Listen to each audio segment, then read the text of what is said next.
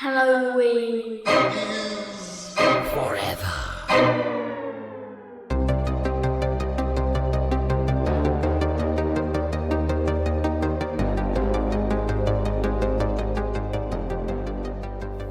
Hey, Ben. Hi, Steve. Hey, how's it going? You feeling good? Good. And good. I can tell what you're getting into, and I hope you do, because there's a big part of this movie, one character in particular that really had some great jokes, and he never let us down. So I want you to continue in his memory. Spoiler alert! In his memory, please start us off in with his a joke. memory. R.I.P. Al. But Yeah.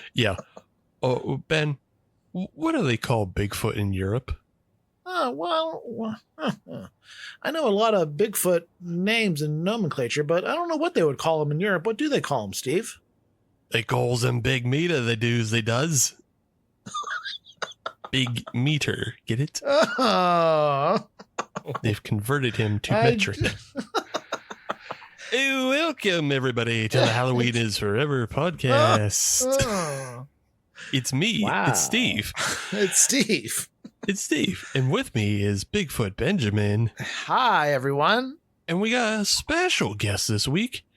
We got a director of a film, and we've already been talking about doing Bigfoot stuff. If you know, you know. But you saw the title of the episode when you clicked on it. Yeah, It's we're a little feeded- biased. Yeah, it's Feed of Death. But we're doing a Bigfoot movie, and we just happen to have the director, James Chick, along with us for the ride. Hey, James, how's it going? Good. Hey, guys. Thanks for having me on. Yeah, thanks for coming on. And thanks for sharing your film with us. Of course. As it's just getting out there into the world. So, yeah, we'll be spending the next hour or so talking to James about his film, and we'll be talking about Bigfoots. We'll be talking about all kinds of fun things. But as you know, the first thing we got to talk about is a little bit of beer. So is anybody drinking on beers tonight? Ben, you usually got one. Go ahead. Oh, What are you know. drinking first? I've got my flagship beer is what I'll call, because I always start with one. I'll tell you guys about that, and then I just drink infinitely until we're done recording. Right. But this is a special one. This is an Allagash house beer. Ooh. Yeah. I've got a great, wonderful friend that lives in Maine now, and she can. You can buy this stuff by the case, only in the brewery, and it is a Belgian style. Steve, you might know. It said it's a Peter's beer, or I don't know if I'm pronouncing it right, but Ooh, wow, that sounds like a style that's out of my range. if Brian was here, if Brian was here, I bet he could tell us. But it's a Belgian style, kind of like wildish house beer. So it's under 4%. It is light. It is citrusy. It is a little bit funky, and it's. I'm gonna drink it in about 5 minutes. What's the ABV on that? 4.5. Okay. Yeah. So in like typical like house beer fashion, really low ABV, made to be drank a lot of. Yeah. I don't have enough to drink a lot of, so I'm gonna drink this. I'm gonna drink a bunch of Sierra Nevadas. So Sure. that's my plan. Sure. Yeah, it's not quite table beer, but it's still really low for getting down on a bunch of. Yeah, I don't know the like flavor profiles of a Peter's beer. Me either. I Googled it briefly right before we logged in, and I couldn't see much, but beyond when I went to Allagash's website, it all was untapped reviews, and no one could describe it anything better than just what it is. It's just a Belgian style ale, 4%, and that's it. Cool. Great. But it tastes great. I love it. Well, when Brian comes back next episode, we'll have him explain Yes. We'll have him explain what Peter's beer is. Yeah. Right. For me, I have a little thing. Just I've had it on the show before. It doesn't matter. It's not, but it's still a really good beer. But it's the Smoked Hellas, the collaboration between Von Trapp Brewing and Live Oak Brewing. Mm-hmm. We love Von Trapp on this show. We You do. love Von Drink Trapp. a lot. Yeah, you love Von Trapp. Brian loves Von Trapp. I love Von Trapp. I've had the smoketails before, but I just found one sitting in the fridge and I said, "Ooh boy, oh boy, it's got trees and rivers on it. That sounds like outside." That's where Sasquatch lives. Yeah, that's where Sasquatch is. Nice. Outside. It's an outside beer.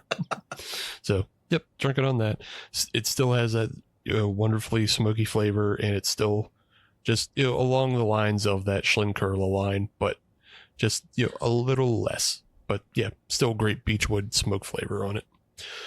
So James, what are you bringing to the show?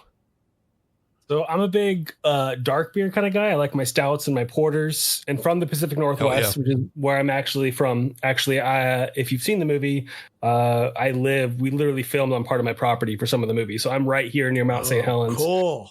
But this is from Wild Ride Brewing out of Central Oregon. I love Central Oregon, the Bend area. They're actually in Redmond, but this one is a vanilla stout. It's okay. One of my favorite ones they make is I think it's called it's like a peanut butter stout. I don't know if it's Nut Crusher or if it's something else, but Wild Ride out of Central Oregon in Redmond, really good brewery. So that's what I'm drinking tonight, just because it's what I had in my fridge. Right on. Yeah. I mean that all falls into the show as well. I'm usually the one who brings on like a dark gloopy stout, and I actually almost did bring one on, Ben. You'll appreciate this, but I decided to save it for another episode. I found a can of 2021 Gristhouse Siberian Highway. Oh my! It's for you, James. It is a 10% plus barrel aged stout. And wow. So it's just I found that sitting next to the Vaughn Trap, and I just kind of did a toss up of like, that's an intense beer, 10%. Yeah. It's but also, James, we went to Bend maybe 2 years ago, and that was some of the best beer that I've ever drank in my life. I couldn't imagine having access to that all the time. I mean, every place that we went to was some of the best drinks I've ever had. I mean, I feel like maybe I'm biased, but I feel like microbreweries exploded here. Kind of how like coffee came out of Seattle or whatever, is like it exploded in the Pacific Northwest. And so there's microbreweries everywhere. But I love me some what is it? Black Butte Porter and whatnot out of Deschutes Brewery. Deschutes, mm-hmm. Yep. Oh yeah. Yep. Yeah, Bend was one of our favorite places. I think I've driven through Bend, but I know I've stopped at the like 10 years ago. I stopped at the Rogue Farms, and like actually just like you used to be able to go and tour their farms and kind of look at all the hop trellises, and then they had like a small little tasting room that was on the actual farm that you could stop in, and it's like cool. It's like right on the banks of the Willamette, and you could potentially the Willamette. But I love that you said Willamette. That's awesome. You idiot, Steve. No, you can't correct me. Love it. Look, which is the bad Oregon? There's Oregon and Oregon. Oregon it's Oregon is how the locals say it. But yeah, a lot of people like to emphasize that Oregon. Yeah. So I at least do Oregon correctly. There you go. Yeah. Willamette, you'll never change me on. I'm sorry. I mean, I guess you're on the opposite side of the country, so it's all right. Exactly. Yeah, that's all it is. But yeah, you could kayak down the river and like pull into the like the boat launch and then go to the tasting room. So yeah. Are you guys there in the summer? The Central Oregon in the summer is so different than it is because it's got the hard season. So, you got feet of snow in the winter because you got Bachelor there. So it's a huge skiing town and whatnot. But then in the summer, like you said, you got people paddle surfing and whatnot down the Deschutes River and everything. It's gorgeous. Yeah, that's what we were there was in the summer. Yeah, I was there during the summer as well. And everything is so green, and like that's why it's such a great growing area for hops, is because that just like that growing season's great. But yeah, okay. So that's that's our beer chat. We'll get deep into the beers if we go too long, but we'll stop. Yeah. The other little bit of business we have to do is we have to announce the movies for our upcoming Showdown episode. And for you, James, you may not know this, but every month on the first Monday of every month, we do what's called a Showdown episode. And that's where me and Brian and our guest, whoever that may be, we take movies that were picked from a category that was on a spinning wheel that was decided by our audience. And then we take the movies that fit that category and put them up against each other. And so our audience, they voted for us to do worst remakes. So we're going to be talking about the worst horror movie remakes. Yeah. I voted hard enough this week. I'm happy. Oh, good. You voted hard enough this month. I got what I wanted. Perfect. Oh, great. So for the audience, I'll announce what the movies are and who our guest is going to be. Last month, we had what was called our Regal Ruckus, in which, very similar to the Royal Rumble, but legally distinct in a way that I can't get sued on. We had a bunch of guests on, including Ben, and we all talked about just kind of, what was the topic of that, Ben? It was the best titles, but for bad movie, or worst titles for other worst way around, titles to a movie. Yeah, it was just worst titles. Worst titles for good movies. Yeah. So we talked about what was the best movie with a bad title. And so, Ben was a part of that. Ben got tossed because Ben did it backwards. You did it backwards. You picked Troll 2. I lasted longer than you, so don't throw stones over here. I got betrayed. So. But in that, we declared a winner, and that winner was Ian from the Halloween Horror Hour in Seattle. So, again, more Pacific Northwest people. Mm-hmm. But, Halloween from the Halloween Horror Hour will be joining us again to defend his title this month in Worst Remakes. And in that, he's chosen the film Night of the Demons from 2009. Are you guys familiar with that at all? No, but that sounds great. So Night of the Demon was like it was a 1980s kind of, trash, like schlocky film. And then somebody remade it. I haven't seen the remake, but I know it's got to be bad. It's just I'm going to write that down. I think that's what I'm going to watch after we're done recording. I think it's going to be a Night of the Demons kind of night. Great. Knock yourself out. Yep. Brian has elected to do the Jacob's Ladder remake from 2019. Ew. I don't want that. Yeah. I don't know if you've seen that. Are you familiar with Jacob's Ladder at all, James? I'm gonna say something here that's gonna be unpopular. I am not a huge horror buff, so I might be on the outcast here. It's okay if you're not a huge horror buff. I mean, everybody has the levels that they work on. Yeah. So Jacob's Ladder was a really good film. It's starring Tim Robbins, and it was just like a very experimental film. 2019, they remade it for nobody's seen this movie. I've never seen it. And then, sounds like he's off to a good start, I guess. Well, yeah, Brian got pretty full of himself, and he said, he texted me. He said, "I'm doing Jacob's Ladder. I've already won." And I said, "Hold it. Not so fast.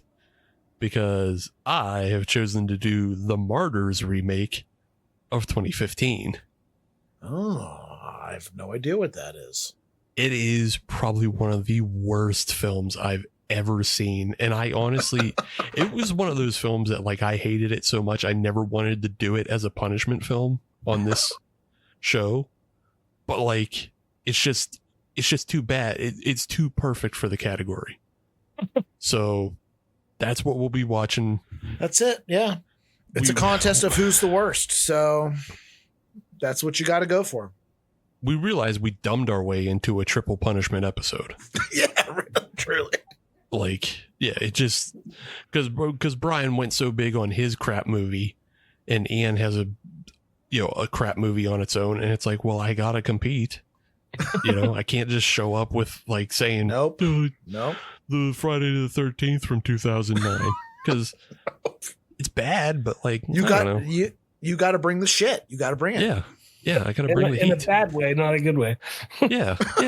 I have to go as low as possible, and that's the Martyrs 2015 is such a pandering, soulless film. It was solely made because the original was a French film from 2008.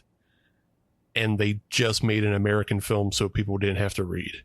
But that's like recent. That's only a 7-year gap between the two. That's crazy. Yeah. And it's like there's nobody in the film that can act, which is really important for that film because a lot of that film is just about like an existential destruction of a person and what that means. And nobody in this film can act. And then they did some terrible reworkings of the ending. And it's awful. It's abysmal. Everybody hates it. And so I should win, but we'll see. I don't know. Maybe that Jacob's Ladder remake is worse. We'll find out. It's going to be fun. Does your audience vote on who's like the worst? How do you win that or lose that? Yeah, right. Yeah, right. No one wins.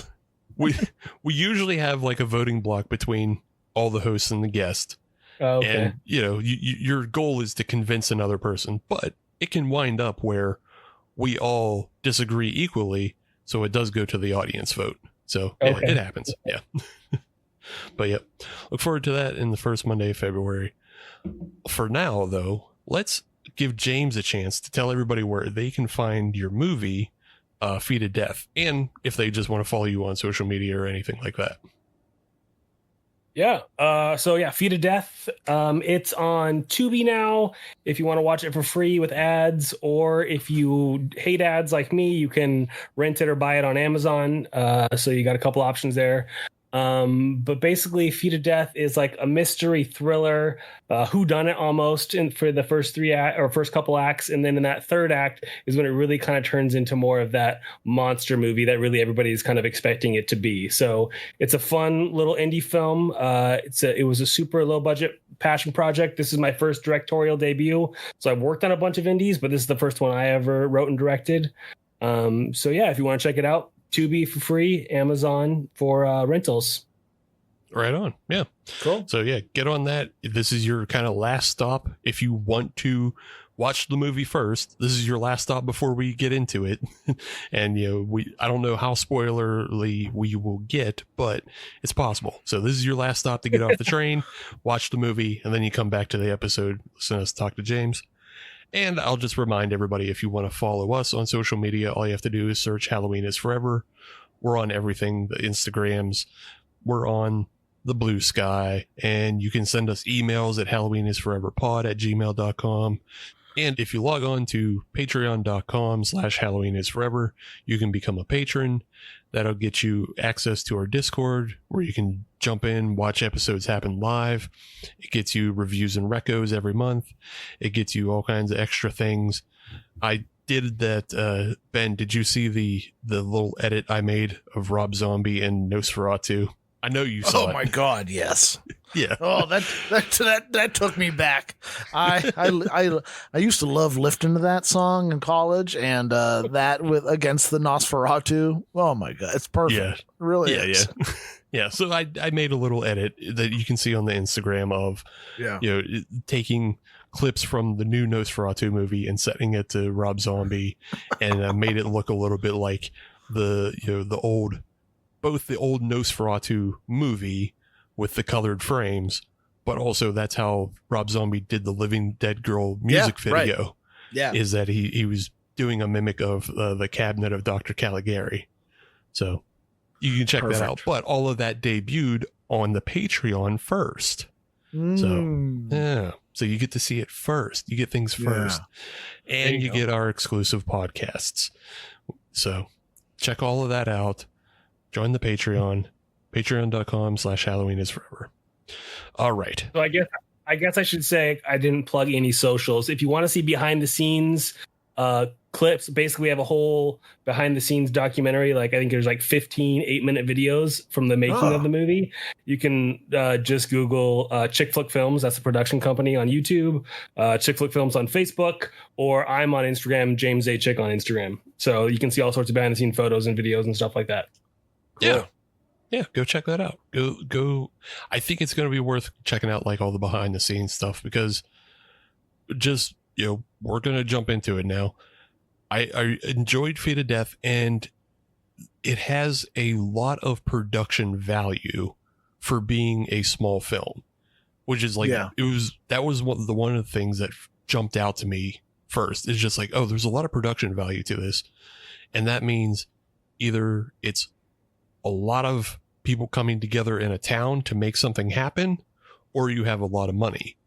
And I don't think you guys had a lot of money. No. And What? I'll be honest. There's a lot of mention, in like your thanks, like you're thanking the town of Cougar and the Cougar store and all of that. And I was like, oh, well, what does Cougar look like? And it's like a 5-minute drive through town that you could, on your way to Mount St. Helens. But I thought that was cool. I was like, oh, okay. So they really are like a part of this community, and they're making a film that they love. And it's a lot of friends and family who came together for this film, but you got a lot of production value out of it for the, using the gas station and the bar and like all the locations and all the outside setups that you have. Yeah, it was honestly amazing how much people were willing to support the film just by asking. We really only had to pay for one location that we filmed at, and that's because we had to set dress the whole place, and we were there for 3 days. And so everybody else really just donated their time, and we just kind of worked around their schedule. Like the scene at the gas station mini mart place, like there were operating hours, so we would like film for 5 minutes, and then a guest would come in, and we have to pause and wait for them to check out the guest and whatnot, and then then our talent would come back in and we would set up. And then, but that's what we had to do in order to make it happen with it, because we didn't have thousands of dollars to pay for locations and all that kind of stuff. So it was all just people willing to help us out and, say, yeah, you can come and shoot here. And like you said, Cougar is not a big town. There's like 2 restaurants, 2 gas stations, and an RV campground. That's about it. And that's just because people stop to eat and get gas and then keep going. Yeah. And it felt like it just felt so great just knowing that, like, I know enough about Bigfoot stuff to know where a story like this could take place. And Cougar was it. Like that was realistic to me. Like if this story was happening in real life, that's exactly where it could happen. And it felt real to me. I appreciate that. And honestly, like you said, I appreciate the production value going into the movie. That is like one of the number one things I wanted to focus on, because I come from the production background. So I've edited things for years. I have a VFX background. I've filmed tons of things and whatnot. I've cut a lot of movies. So I wanted to make sure that when we were doing this, that it didn't look like someone shot it on a cell phone, and it wasn't a found footage movie, and that it wasn't, I wanted to, for lack of better terms, I hate the term, I wanted it to look cinematic. I wanted it to look like a real movie. And so we actually rented nice cinema lenses. We just shot it on a prosumer camera. It was the Blackmagic 6K Pro, but it's like a really nice 6K raw image. And we just made sure, the number one thing that most people don't do is they just don't think about how they're lighting their movie. They just set it up and shoot it. And then that's why it looks like you shot it on a cell phone, because you don't think about even if you're using natural light, if you think about how you're going to film it, where the light is, where it's coming from, and think like a DP, you can make things look pretty. And so that was a goal of mine, is to make sure that it actually looked good. So I appreciate hearing that you guys actually thought that it had some production value. Yeah. The first note I have on my thing was just like that opening scene where that female character is just hiking through the creek and comes upon like what starts this whole story off. It was beautiful. Like that was picturesque and exactly the kind of spot where something like this could happen and look beautiful all at the same time. Perfect. Yeah. That opening scene, that dead body we find, no spoilers because it's literally the first scene of the movie. That's I have 5 acres out here, so that's technically my backyard. No shit. Oh my God. That's wild. Yeah. Just on top of that, like when we get towards the end of the film, you have a lot of nighttime shooting as well, but you do a lot of, fun things with the lighting for the nighttime, with like torches and shit like that. So like, it's really, it is a testament to like what you're just saying about spending the time to actually think about where your light sources are and how you're going to, light a scene, because, otherwise, like, there's so many movies that shoot at night and you just can't see anything and there's nothing to look at. It looks terrible. Or you have like the fake night vision where everything's green and grainy and whatnot. And it's like, I just didn't want anything like that. So, we did our for what we had, we made sure we had our moonlight at night, and like you said, torches and firelight goes a million miles for making things look cinematic. So using real fire and whatnot when we could, and then supplementing that with your orange light to match that and whatnot. So yeah, we tried our best to make it look as pretty as we could for the non-existent budget that we had. Yeah. And on top of that, you actually have like a pretty good color grade going as well. Like whoever you mentioned, you shot on 6K Blackmagic, but like whoever did the processing for you actually did like a good color grade as well, which it's nice. AC Ferris was our colorist from Ground Control, is his company. That was one of the only things that I didn't do in post, because I know my limitations and I'm not a colorist, but I mean, I cut it and did sound design and did the VFX and did everything else. But the one thing that I did sub out was color, because I knew that can make or break what a movie looks like. So yeah, Casey did a great job on that. Yeah. It is. It's both amazing how just like anybody who's making a film today can get a good color grade. Like even if you just sit down and watch a DaVinci Resolve tutorial for yourself, you can get something that looks pretty pro looking, or at least close to. But yeah, and DaVinci's free. It's insane. DaVinci's free. Like it's also funny because you said prosumer camera and you're talking about a Blackmagic 6K when I was in film school, the prosumer was a Canon XL2. Yeah. I had the XL1 with the white body and what that. I shot my student films on that bad boy. yeah, exactly. And so like that was the prosumer of the day. And I think it's the big catch for that was like it was one of the few cameras that did 24p at the time. Like everybody was just like, oh wow, it does 24p, that's amazing. But now we're talking about like 6K cameras that you can get a hold of and get these amazing resolutions. That Blackmagic camera is like $2,000. You could probably get a used one for $1,000, but like brand new out of the box, it was like $2,500 or something like that, which is insane for that kind of raw image at that resolution. Like the technology is not a barrier to entry anymore. It's just about knowing how to use it and make it and having a good story. It's really your barrier to entry. And honestly, the hardest part today, and like we talked about this earlier, I think it was before we were recording, is like the hardest part is no one has any idea that this movie exists because we have no marketing budget. So getting it out there now is the hard part. Is telling people you have a movie is the hard part. Getting one done, technically speaking, is the easy part. It's getting people to actually see it is the hard part these days. Wow. Yeah, it is, especially in a completely flooded market. Like you said, like you're on Tubi and there is just so much on Tubi. Like, I mean, of all quality, of all length, we can talk about, even Ben made us watch a film called Bigfoot Goes to Hell. And it is one of the worst things just ever made. And we don't have to bring that up, Steve. I'm just saying it's related. Go. It's related. But I bet with that kind of title and some decent poster art that I bet you they turned a profit on that movie. Depending on what they got it for. Had to have, because I think most of that film was made from outsourcing it. So the film is an hour long and it's all computer animation. Oh, it is. Yeah, and I guarantee it was just mostly outsourced. It's terrible. Yeah, it's fucking terrible. It's outsourced to somebody in like Malaysia or something, just doing like the shittiest repeated animations over and over, and then the director does voiceover over it, and it is abysmal. It's abysmal to watch, but that's the kind of quality you get across Tubi. You get somewhere between Bigfoot Goes to Hell and you get Feet of Death and. Right. What's the Bobcat Goldthwait Bigfoot movie that we love? Yeah. Is Willow Creek. Willow Creek?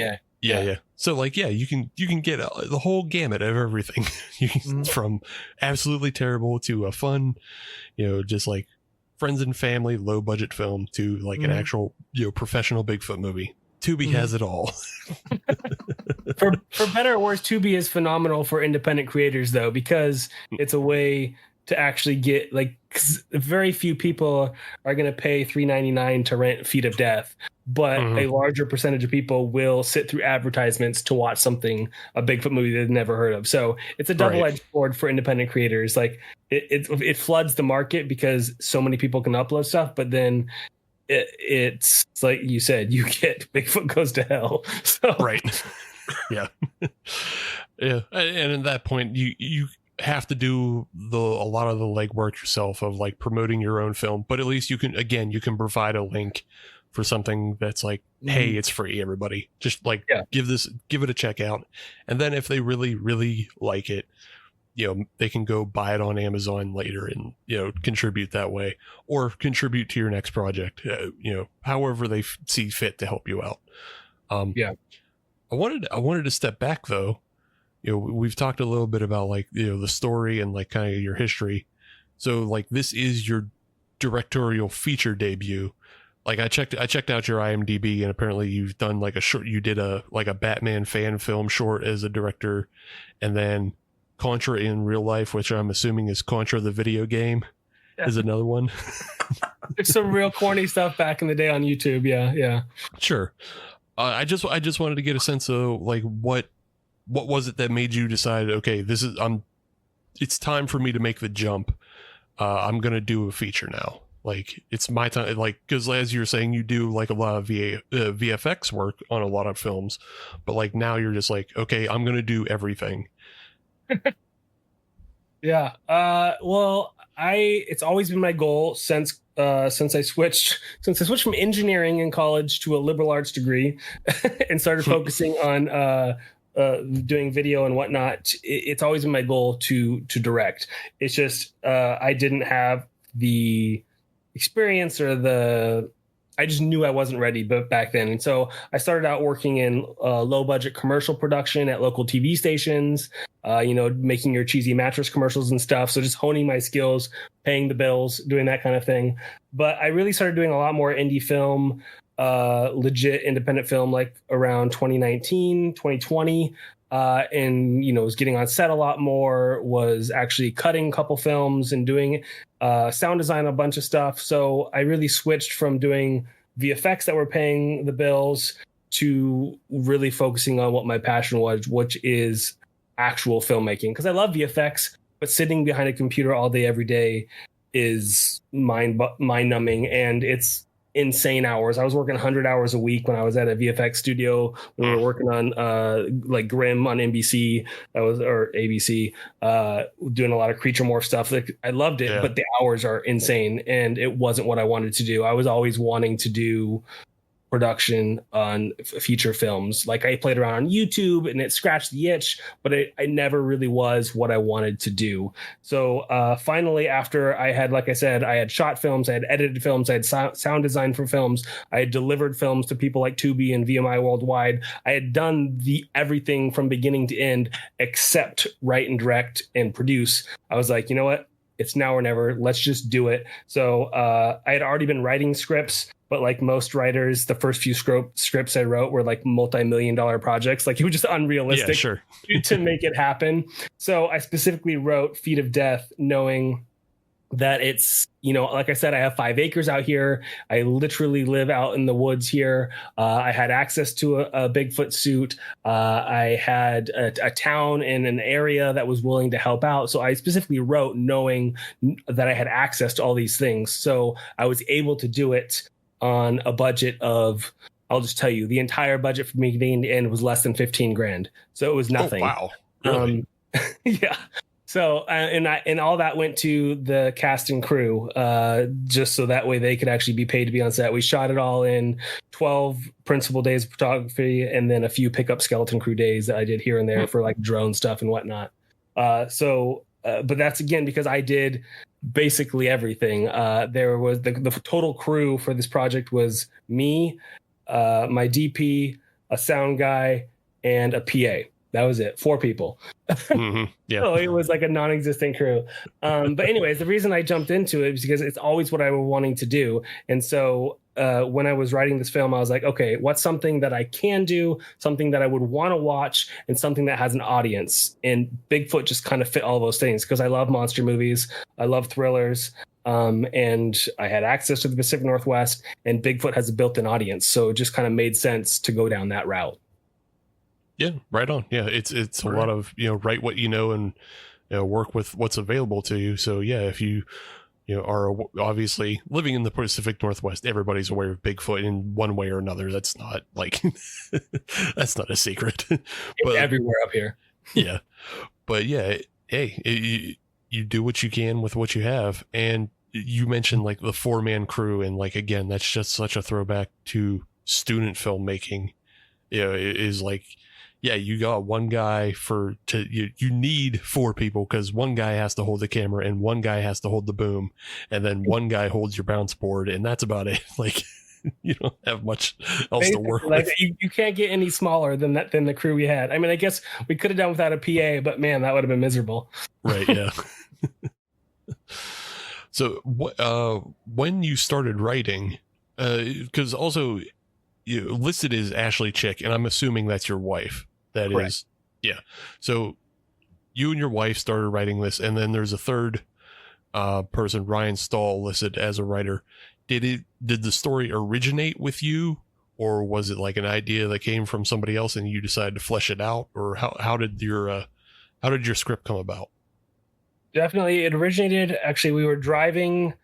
So Ryan Stahl is my brother-in-law, who is a super creative guy. So we were actually driving to his house. He lives in Central Washington, to go visit my sister and their family. And so my wife was driving and I was in the passenger seat, and we just started trying to come up with ideas. So it really just started from me and Ashley bouncing ideas back and forth on the drive, coming up with things.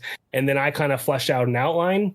And then from there, I would do a lot of the writing, and then Ashley would help with dialogue, because Ashley, who is my wife, is a writer as well, but she writes books, not movies. So she's not in the production world of any sort, but she's extremely creative and really good at writing, and she's really good at helping me with dialogue and clean up scripts and stuff like that.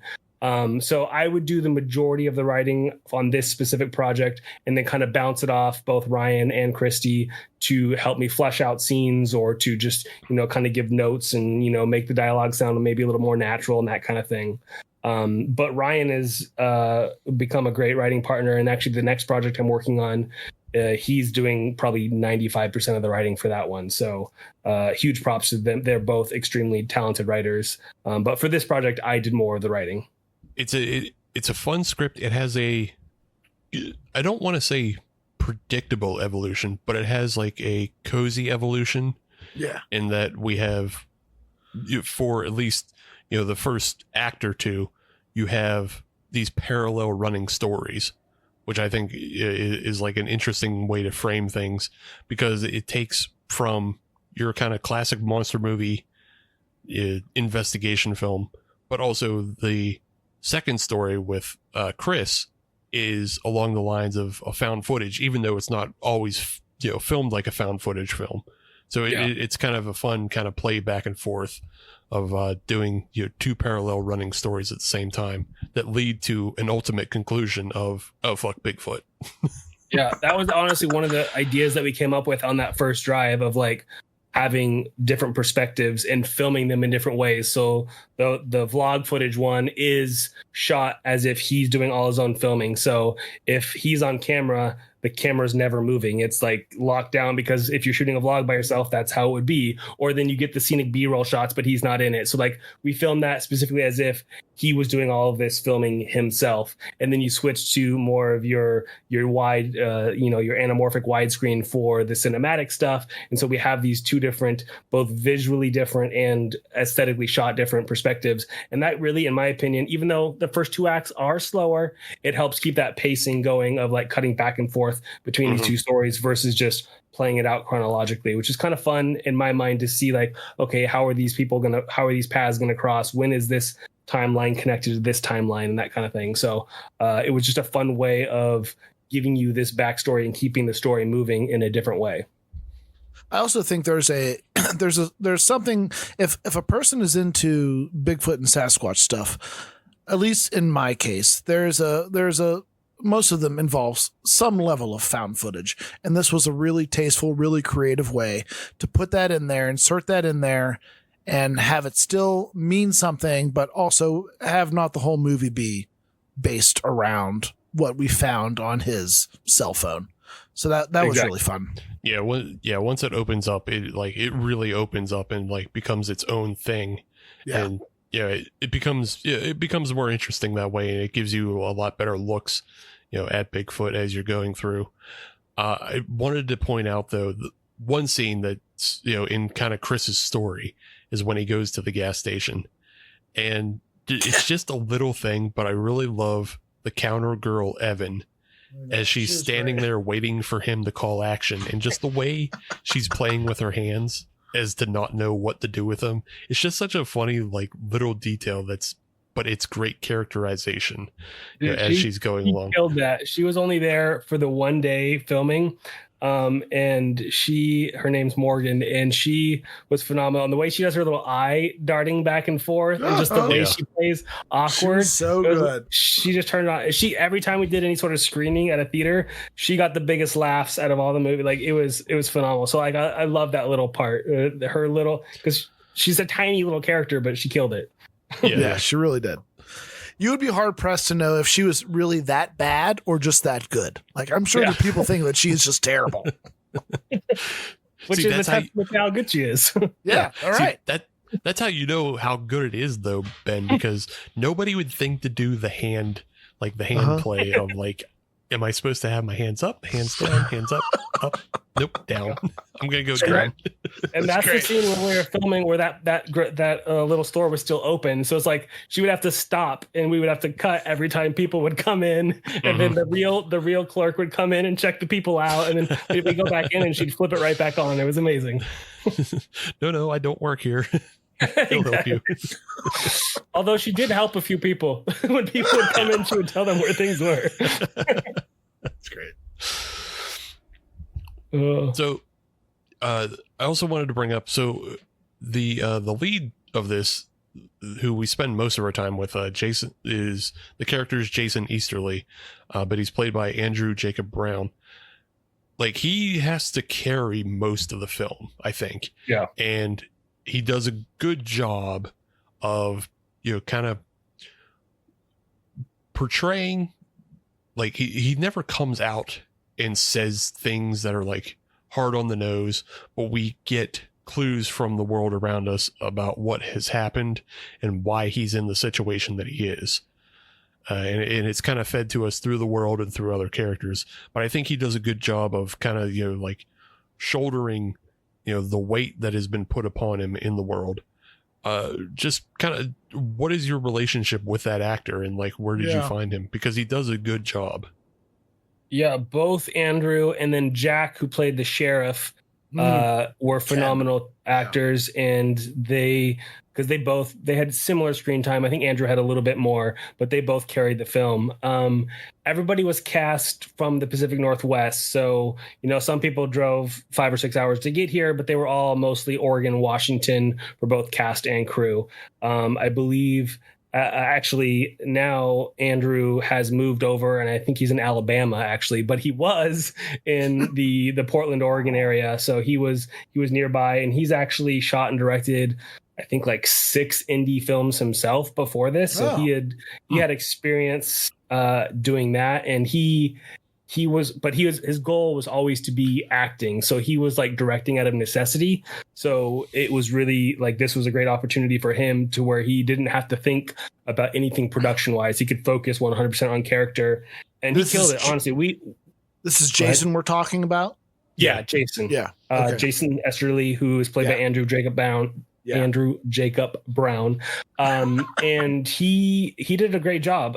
He was, I looked at a lot of people for this because we just put out an open casting call and like backstage and some other places, and we got, shockingly for how little we were paying, tons of applicants and whatnot. But he just stood out to us, and my wife saw it and she was like, that's your guy. That's Jason right there.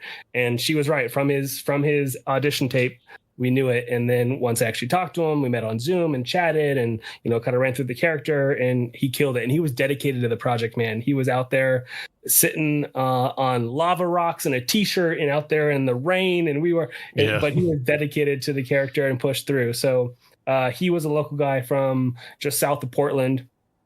And then Jack, who played the sheriff, who I think stole the show, and I've gotten more compliments about his talent than anybody else. He also killed his audition tape. And what's funny is his audition tape he sent in, he was wearing that cowboy hat, and I wasn't originally picturing him in that cowboy hat. Done. But he sent it in, and I'm like, oh, dude, we got to have him in the cowboy hat. And so it was like we took inspiration from Longmire, and we brought in some of the wardrobe from that show. But yeah, he's in the Seattle area, I believe, is where he's from. But he is that character. Like it's funny when we were on set a few times and he's in a sheriff outfit, we would have people come by who thought he was actually a real sheriff because he just fits it so well. Because he's a big man. I mean, he looks very large. Dude, it's that beard too. That beard. Oh man, I when in one of the opening scenes when Jason's they find the body and they're doing the initial investigation where it happens, and when Jason and Ken kind of have that little altercation, because Jason he's a smaller guy, right? I mean he is nowhere near the size of the sheriff, and the way that he grabbed him and held him, I'm like, holy shit, man! I wouldn't recommend that. I think it's a bad idea. I wouldn't do that. Yeah, I mean, snatching up a cop is not a good idea to begin with, but no. Especially not one bigger than you. No. He played that role or that scene so well. He kept his calm, but was serious and just leaned in and got they did a great job.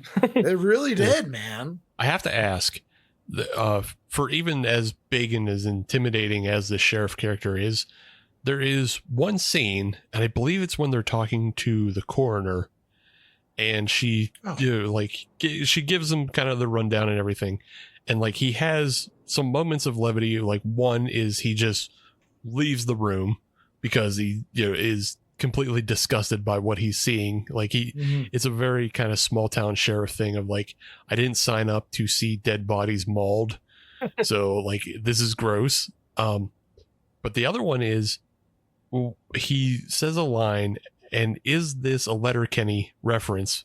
Because he says something to the effect of, "That's why I appreciates about you," or I appreciates you. I didn't know if that was a direct Letterkenny line, because he does look a bit like Squirrely Dan from the Letterkenny show as well. No, it was not. So I do not even know what that is, to be honest. I have never heard of Letterkenny. All right. It's a comedy show out of Canada, but the character of Jack looks very much like he's very similar in size and big beardedness as this character named Squirrely Dan, and his catchphrase is, "That's what I appreciates about you." And maybe he knew that show and pulled inspiration from that, but I was completely unaware of it. Yeah, because he just signed off with the coroner with an "appreciates you." I was like, wait a minute. That's funny. No, I'll have to ask him next time I talk to him, because no, I have not heard of that. Yeah, it's just a very specific thing. Because like I said, it's from Canada, so I don't ever remember hearing anybody in the Pacific Northwest saying "appreciates you" while I was up there. But I just Googled Squirrely Dan, and that's funny. He is a big guy with a big beard. Yeah. Another thing I wanted to bring up is when we get towards the end, and it becomes more clear that Bigfoot is real, and Bigfoot is a problem, and Jason. It's revealed through the world and through news reports and such, but that Jason has lost his wife to an animal attack, and he has come down to the decision that it probably was Bigfoot that killed his wife. In that final confrontation, he sends up a big fire and screams to the heavens, looking for Bigfoot to come fight him, and then he blows up Bigfoot with an exploding spear. This is Predator, right? You know you're doing Predator. We know you're doing Predator. We totally, and even the vibe of the music and whatnot, we were totally definitely. doing going for Predator vibes with the music and the building of the tension and whatnot. Yeah, 100% inspiration from that scene of Predator. At least that's one reference I was like, okay, there's no way he doesn't know what Predator is. He for sure did Predator. Did you catch there was it was a little less obvious, but there was a Die Hard reference in there too. Did you catch that one by chance? Ooh. I did, when they're going through the caves. Yeah. And he's like, oh, come out to the coast to find some Bigfoot. Yeah. That's great. I missed that. Can we talk about Al for a second? I thought sure. I loved him so much, and I was so sad when he died. He was the most nurturing boss I've ever met in my life. He was great. He was Jason's boss at the I forget, the DA, the Forest Service, the USFS. The USFS. And he was the boss, and kind of like his wife had also died early, and he was kind of he took Jason under his wing because his wife had also been killed. And God, I just loved I loved their interactions every time. He was great. That was a tough character, man. That was to find someone to fill that role, because it's like they had to be able to pull off like the dad vibes and give the dad joke. And have that mentoring, but then they couldn't be so old that he was like unable to go out hiking and whatnot. And so when we got that role filled, like that was awesome, and he did such a great job too, because he could, for that emotional scene when we get his backstory and we learn more about it. The actor Tim, he was able to. We're able to feel that sentimental moment, because he has to be cheesy and throw out the dad jokes, but then be able to flip the switch and have a serious moment talking about his wife dying from cancer. So that was a really tough role to fill. And there was a lot of old guys that I looked at that just did not work for the part. But again, when we saw him, I'm like, oh, that's our Al. That's the guy. So Tim Blow is his name. He did an amazing job. Yeah, he really did. He has like a John Muir vibe about him, which John Muir was like the founder of like our national park system. He was like he was like a real naturalist. But if you look up John Muir and then kind of compare him to this actor, John Muir is just like a little bit more of a rowdy bearded fella, but he's commonly seen as like, this white bearded old gentleman who was just like really about, like preservation and all that. So it's funny that, the character of Al has that kind of same like, he works in the preservation world and he works in the world, nature. So yeah, it's just a funny kind of like drawing him to a historical figure. Yeah, that was one of the roles that I was like, I don't know how this is gonna fly. Are people gonna like the fact that he's throwing out these dad jokes? Is it just gonna like fall flat? But I think overall people really appreciated and kind of they felt it was sincere and not like forced. So I was a little nervous about that, but he came across really well. Yeah, I think with what you eventually learn about him and his character and like, the things that he is holding on to, beneath the surface, the dad jokes become almost like either a coping mechanism or like a deflection, a thing that like he just puts out there because he also sees that, Jason is going through something very similar to him. And so he just is like trying to he may not be the best at keeping the levity because his jokes are bad, but it's what he's doing. Like he's still engaging with Jason and, trying to engage him as a person rather than just, like tipping his hat and being like, well, see you later. Bye. Right. Because enjoy stewing in your grief. I'll see you later.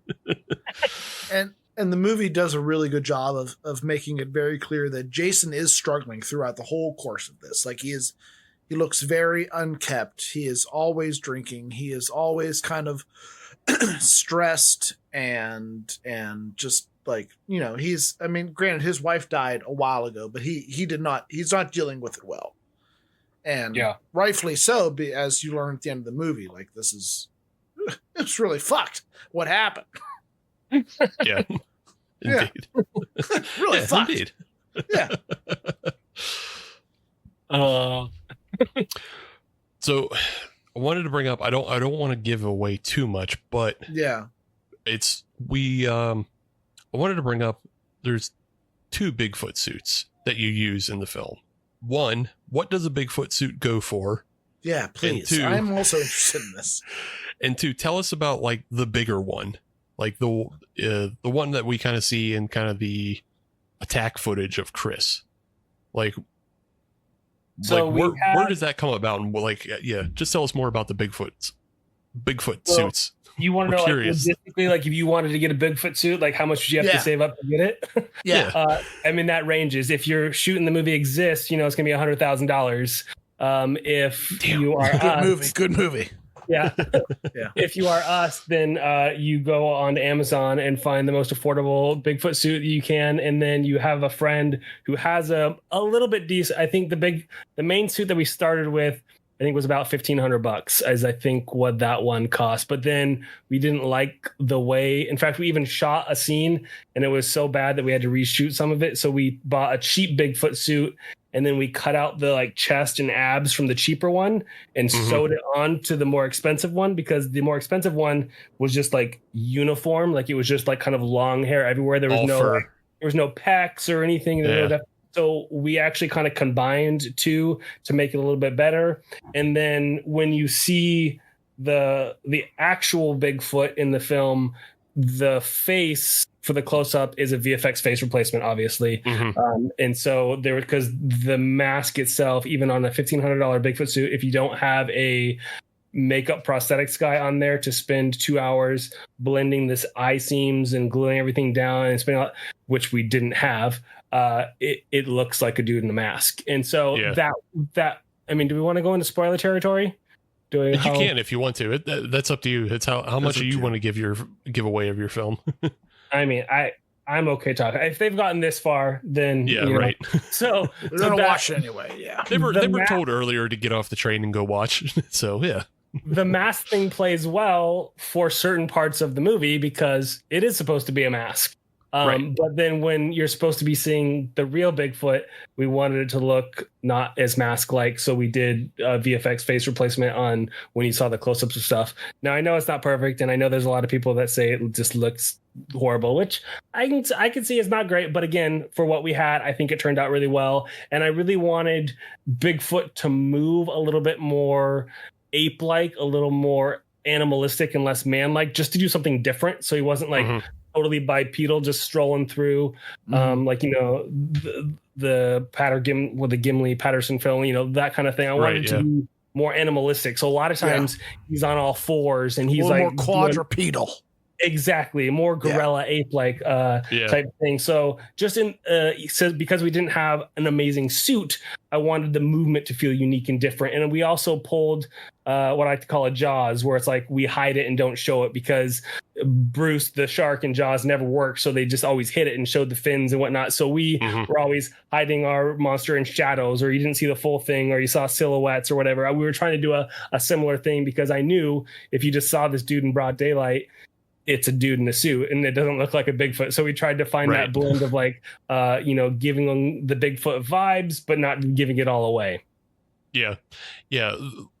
Like it's really effective in kind of that Chris attack footage, like he comes out from behind the tree and then moves in that kind of bipedal to quadrupedal movement. And it's confusing because it's like, oh, that could have been a bear, because bears do get up on their hind legs. Yeah, right. Like, so it could have been a bear. So like it's really effective there. And then, like you said, you have a lot of shots where you're only seeing portions of the suit and, portions of the man. So yeah, I think it works really well. I was comparing it again to, the film that we love, Bigfoot the movie, because like, again, it's a really small budget film, but they have a really good Bigfoot suit in it. So like you can tell that's where the budget went for that film is the Bigfoot suit. So yeah, honestly, and I have no idea. I just Googled it and I've seen that poster a million times, but I have not actually seen that movie. But like I told you, our total budget for this movie was less than $15,000. So I bet you their suit was their suit and their prosthetic makeup guy that they paid to apply that suit was probably far more than that budget in and of itself. It's possible, but at the same time, they also may have they're known in the Western PA area, and they may have gotten a lot of favors. So it's just one of those things. Yeah, you never know what the true cost of something is when you get just friends and family involved and people donating their time and exactly. Again, also remember, we're in the Western PA area. The number of people who go to Tom Savini's makeup school and it just might be looking for work. It could have been one of those situations. So yeah.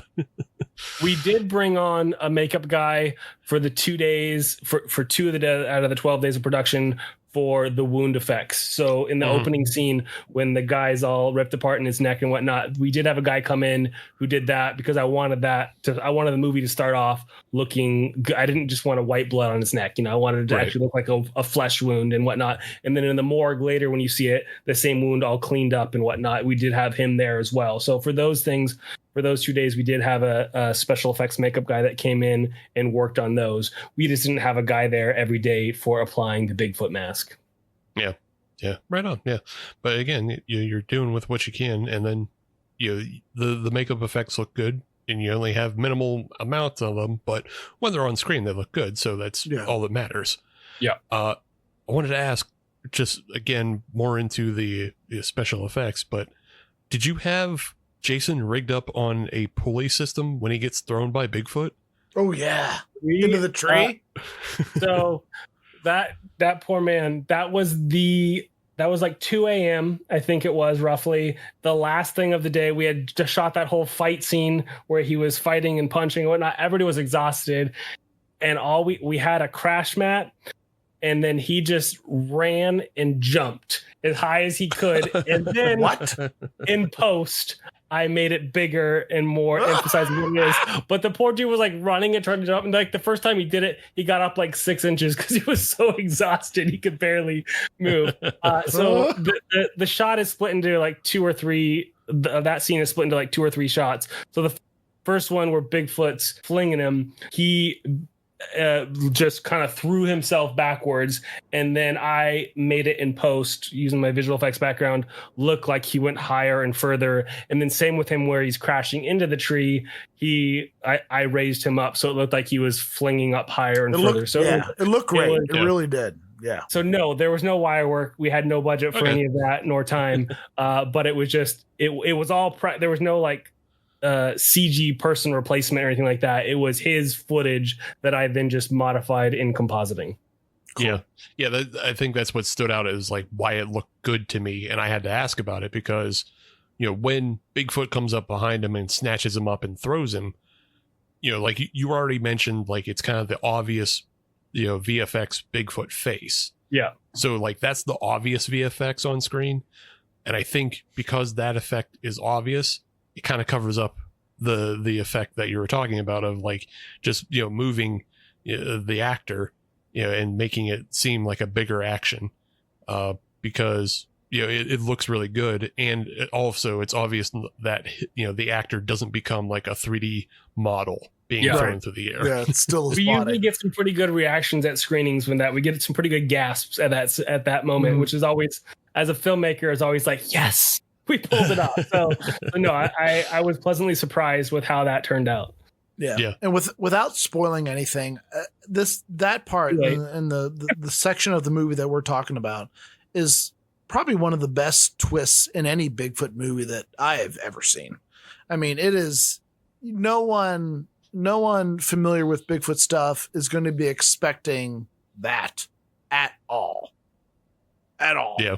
So good. I think everyone should watch it and prepare to be surprised because I didn't see that coming. That's not how these movies typically go, and it was a lot of fun to watch.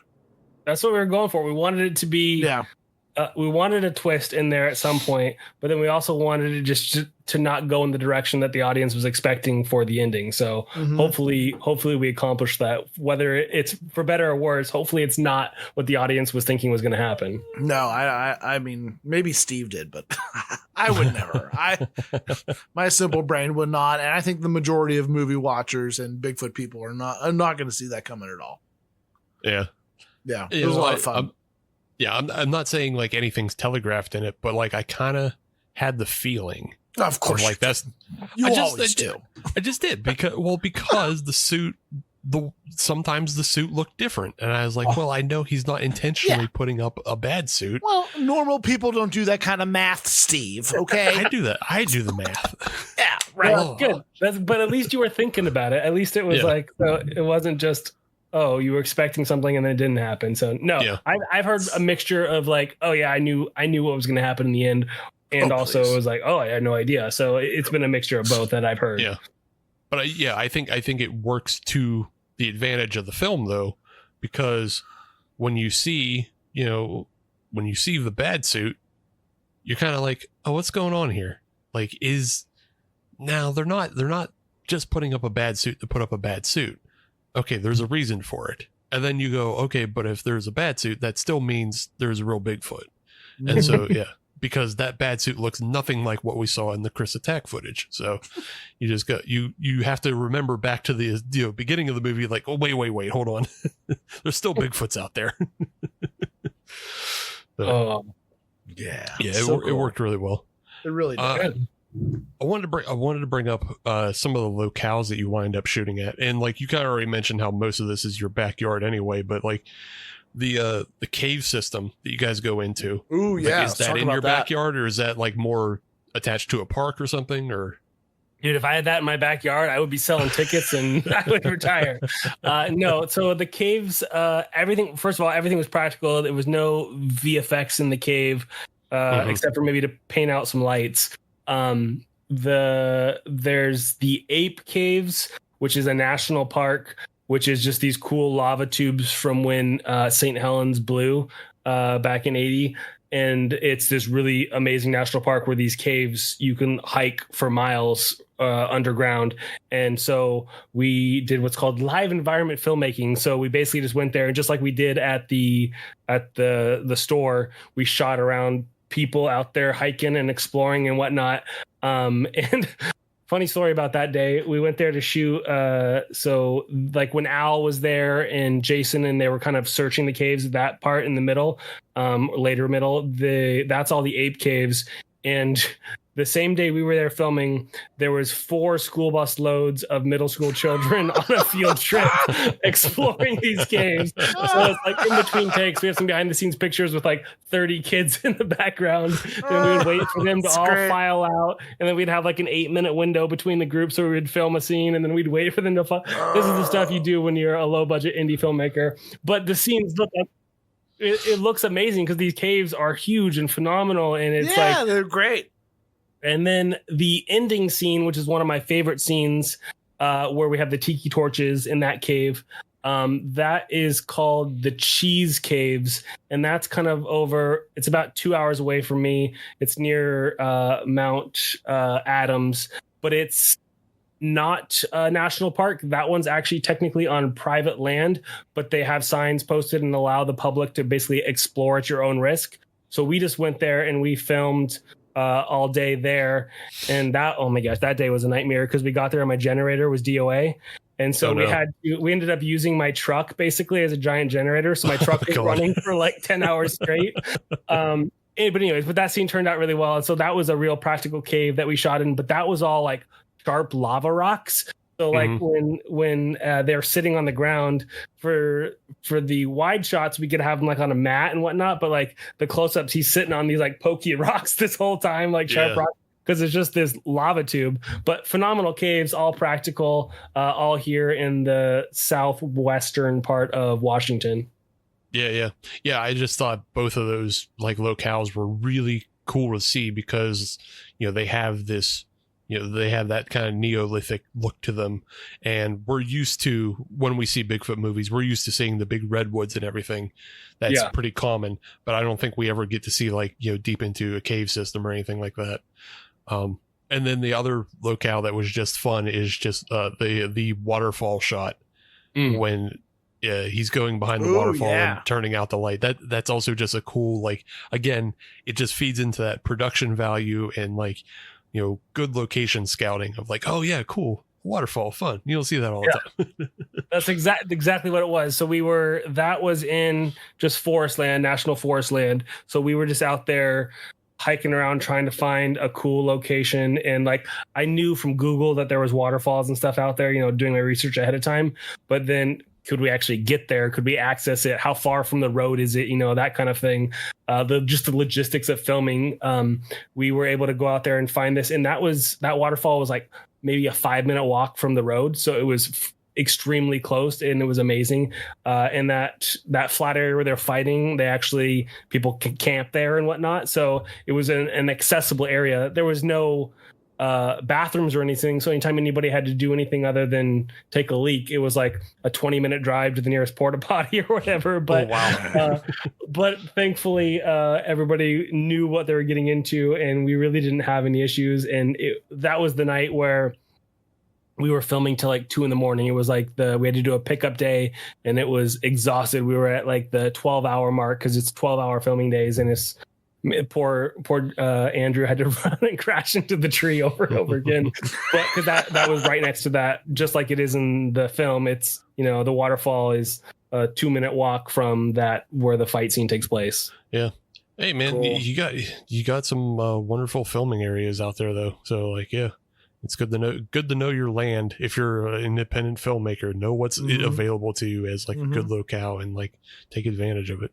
But exactly. And that's like I said, it goes back to scripting it. Like I knew writing it, like, okay, I know that we have these kind of locations. I know that I have access to a cabin, or I know I have this kind of, so that was all done in the scripting stage. Obviously it changed slightly over time and got modified, but it's just about figuring out what you have access to and writing into that story and making it not just be people sitting in a boring white room with no set design, like figuring out what you have access to make it interesting for people to actually watch. Yeah, right. Exactly. So yeah, again, it all ties together. Yeah, that's good advice for anybody who's just thinking about starting a film. Obviously, if you're not in the Pacific Northwest, think about what's around you. Exactly. Yeah. If you're in Arizona, go film on a mesa or something. Go get some cactuses. Yeah. Put a bunch of cactus in the background. Everybody knows what's up. Oh. Well, I want to thank you for coming on the show, James. It was a lot of fun. Your film is a fun Bigfoot watch. I think the twists and a lot of the kind of story elements in there are going to be interesting to Bigfoot fans. They're going to love it. I have 3 pages of notes about freaking plots and stuff, and I'm so pissed I didn't get to talk about anything, but I'd much rather have... What do you want to bring up, Ben? No.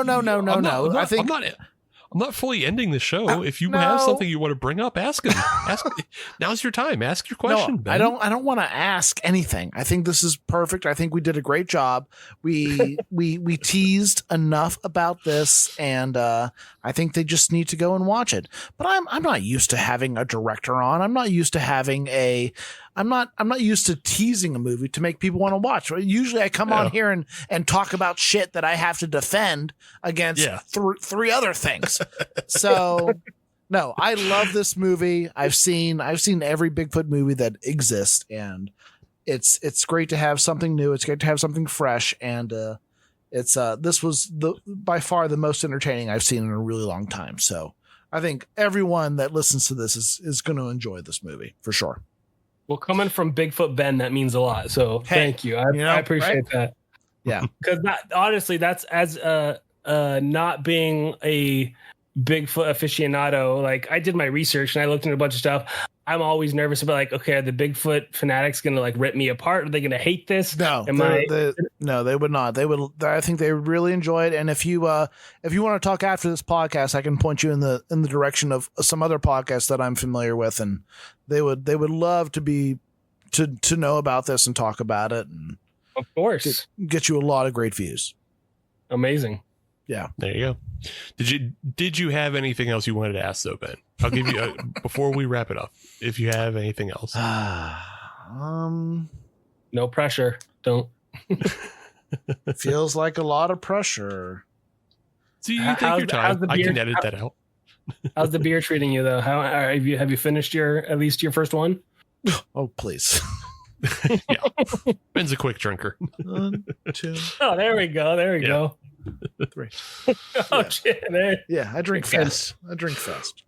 No, I think I okay. Yeah, I know. I loved everything I saw. I don't think I have any questions. I just loved it. I think the ending is something I never expected, and is something that a Bigfoot movie has never done. Bigfoot movies are typically very predictable, and you know exactly what's going to happen before it happens.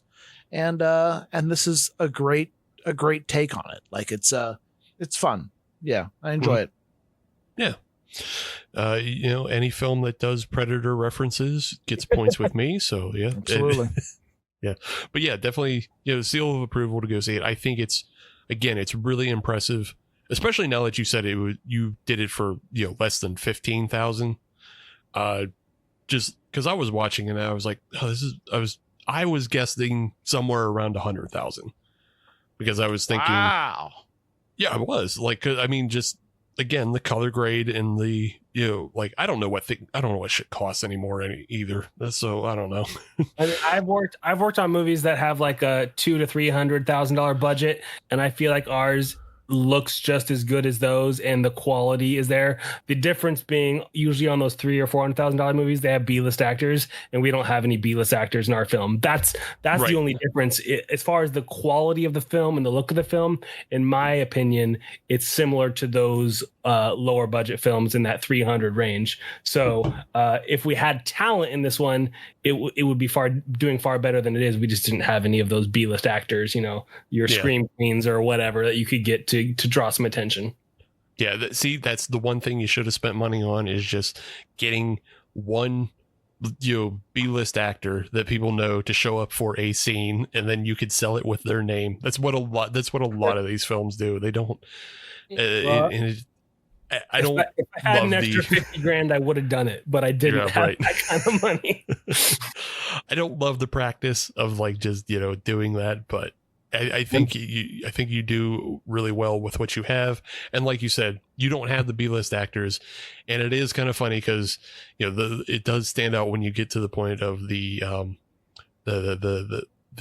hunting party, and you just know that just like all the crew is also in front of the camera at that point. So it's just like, okay, yeah. All the friends showed up. All the friends showed up to fill it out, but hey, they filled it out. They did. But like I was saying before, like the film looks great. So the film really punches above its weight for, how good it looks and for, what the budget was. So yeah, it's a lot of fun. There's a lot of fun effects and twists and locales. So it's like, it's a good film to look at. And for, being 15,000, like, that's, you guys did a lot. So congratulations on that. And I hope more people get to see what you did. Thank you guys. I appreciate that very much. So yeah, it was a lot of fun. Yeah. Awesome. Did you have anything else that you wanted to add, James? Just a final note before we go out? I don't think so. I mean, just check it out on Tubi or Amazon. If you did hear me on this, send me a message or whatever on socials and let me know you heard me, because I'd love to hear from you guys. If you have any questions for me directly, I'm always answering comments and DMs and all that kind of stuff. So feel free to reach out. Right on. Ben, did you have anything else you wanted to add? Anything to promote? A beer fest you got going on? Do you want to throw out? Do I have any beer You fests going going on? Oh, Three Rivers Beer Week is coming up in Yeah. that's April. So yeah, I think April 14th is going to be the start of it. That's that's a Pittsburgh Brewers Guild event, and that's just every brewery that brews along the in the Allegheny County limits is going to be having a party. So Yeah. so put that on your calendars, and please let's everyone take off work that entire week, and we'll just all support our brewing business, please. Just drink all week. Just drink all week. That sounds fun, right? Fuck yeah, general strike, except for the people who work at those breweries. Right, yeah. No, they'll General enjoy strike for everybody but them. Yeah, but them, they'll enjoy the money. All right. Yeah. Fair. And any of the local bands playing at those breweries that week. Right, yeah, they also can't take off. And the food trucks. Food trucks can't take off. And they can't take off either. But everybody else, Everybody else just have fun. All right. Perfect. Well, for the Halloween is Forever crew, I'm Steve. I am Bigfoot Benjamin. And Brian will be back next week to lose in the Horse Remake Showdown. You hope so. Ah, dude, Martyrs 2015 is so terrible. I Dude, can't wait to look. I can't wait. Go watch them, Ben. Go watch them all, and you'll see. You'll see I'm right. All right. We'll find out. All right. Bye, everybody. See ya.